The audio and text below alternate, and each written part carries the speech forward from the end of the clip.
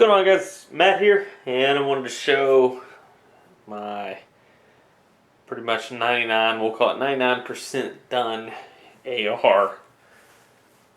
You can see I've got the Magpul furniture all kitted out, all special like that. Magpul MOE products from head to toe on it. Here's a few things, and there's some people that are pro and con to Magpul, and there's a few things that you want to consider, and I'll do a better video of individual parts and stuff like this, but I want to just say this as a whole for one, to kind of talk about the Magpul products themselves. And depending on your use, wear and tear, what you're planning on doing with your particular rifle, I don't see any problem with the Magpul products. Okay, you have your people that are anti because of using polymer over using a rail system or using this other than that, and different ergonomic features between other manufacturers and everything like that. Lightweight, easy material to use, to swap in and out. Simple.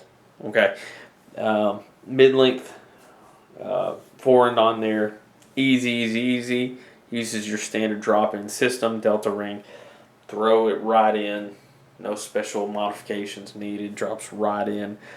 Very ergonomic. It fits well in my hand. It has good indexing, which basically indexing means the fact that every time you place your hand on it, you place it in the same place. You can get comfortable, so that way you're not in a different position every time you shoot it. It's got good indexing on it. And I'll go into future details as far as what I mean by that. I decided to use the vertical grip instead of the angled foregrip. I don't know if I'll particularly use theirs on it and leave it on that way or do something different, but I do like it. It's kind of an in-between size from some of the other vertical grips. You see the extremely long, large foregrip, which I'm not a huge fan of, and then you see the little stubs, which I'm also not a huge fan on. This is just about perfect size. Fits all four fingers around it for my hand. Some of you larger guys maybe a little smaller than that, but nice, compact, stays out of the way because you don't want this huge thing sticking out of your rifle and getting in the way and tangled up in gear and everything like that. But mid-length gas system, which is run awesome, super efficient as far as cycling, and you can tell by the brass deflection as far as if everything's cycling and timing right, and it seemed to function well. One thing with the polymer and the Magpul products, as far as their tolerances go, is how tight things are. You do get a little wobble in some things, and you do feel the flex and everything with the polymer. Is it a huge issue to me? No, it's not. If I was shooting competition and was very picky and meticulous about things, yeah, it may irritate me. It may cause some issues mentally that may cause me to say, hey, this product isn't, it's flimsy, it rattles, it does all this kind of stuff. You hear a lot of the big complaints, or people will get on there and say, well, the Magpul stuff, yada, yada, yada, but man, it rattles and it moves around, and when I grab the forend, it'll twist and you can feel it move and all this stuff.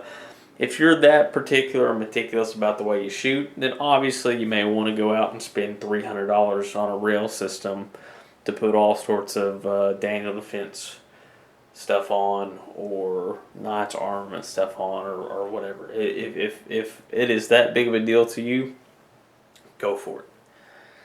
If you want to have a nice ergonomic foregrip that works in multiple situations and gives you a lightweight rifle, spend the $30 on a handguard from Magpul. And by no means is it a poor man's rail system.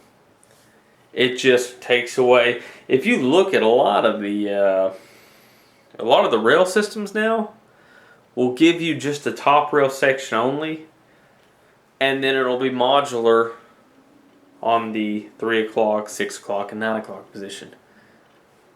Keeps it open for your hand to grip it. Gives you rail space where you need it. Same thing that Magpul's done with this. but they give it to you in an option that is much more affordable. Is there flex in it? Yes.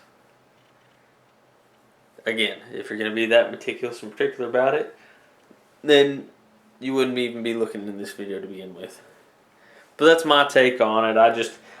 I feel like I have to stand, it's odd. I feel like I have to stand up and back the reason on why I picked this, because I think there are more people out there that are real particular and iffy about it. And it's worked well for me. This rifle's worked awesome for me. And I'm very happy with the outcome. A couple of other things that will be happening, and this will be over the length of time. This is nothing immediate, but I need to get a sling plate for the buffer tube. Looking at getting maybe a different muzzle brake. Maybe down the road, different optic. I've always wanted to use an EOTech. The Vortex has worked well. It's a cheap alternative. I may do some bartering and some trading and stuff like that to get an EOTech.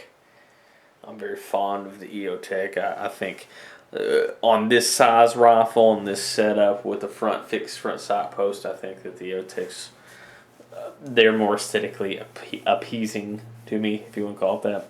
So, anyway, I just want to show you guys. I haven't updated a video in a little while showing any pertinent gun information. So here is my latest build and my latest modifications.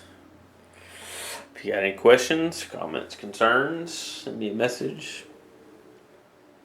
And I will talk to you guys later. Stay safe.